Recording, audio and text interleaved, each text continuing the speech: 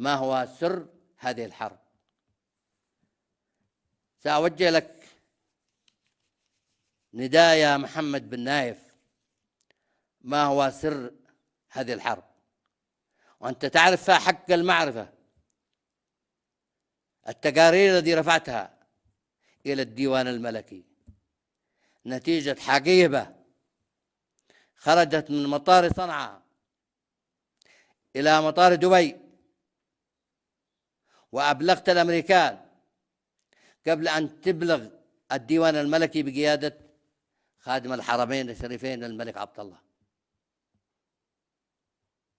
وأبلغونا الأمريكان، واتصلنا بالملك عبد الله وقلنا كيف تتحدثوا مع الأمريكان دون أن تتحدثوا معنا؟ فاستغرب الملك عبد الله، وهذه هي الذي أثارت ولي العهد السعودي الحالي محمد بن نايف عندما غضب عليه الملك عبد الله يرحمه. كيف تبلغ الأمريكان دون أن تبلغني وأنا ملك المملكة العربية السعودية؟ وحرض الملك سلمان على العدوان على اليمن. أما محمد بن سلمان ولد شاب ليس بينه وبين اليمن أي خصومة، كان ملف اليمن بيد محمد بن نايف إلى قبل وفاة الملك عبد الله، ويعرف كل صغيرة وكبيرة. حقهم السفير الحالي هذا واحد من المنافقين الكبار، 50-50، يقدم تقارير يستلم ثمنها ويقسم نصفين بينه وبين المخبر.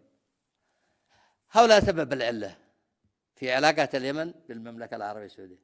طيب، الحرب قامت والشعوب تتقاتل والشعوب تختلف،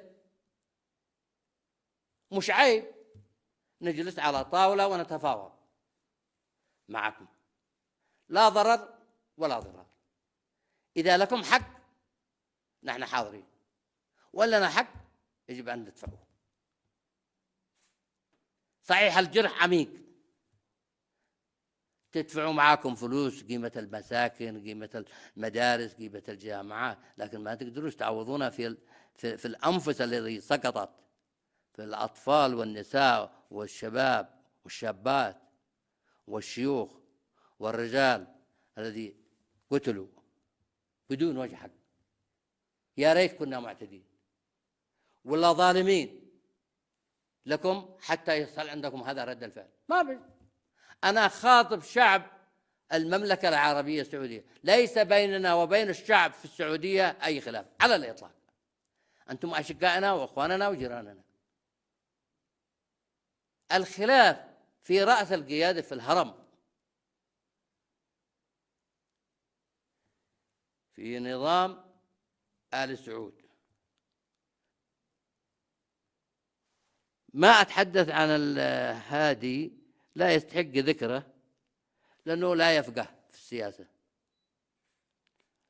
هو مجرم حرب صح، مجرم يحاكم صح، أجرم في حق الشعب اليمني، لكن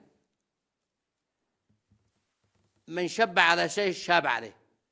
هو كان تربية البريطانيين وانتقل من أحضان البريطاني إلى أحضان المخابرات السعودية. من هو هذا؟ كان يشتغل نائب رئيس جمهورية ولا يفقه شيء، استلم اعتمادات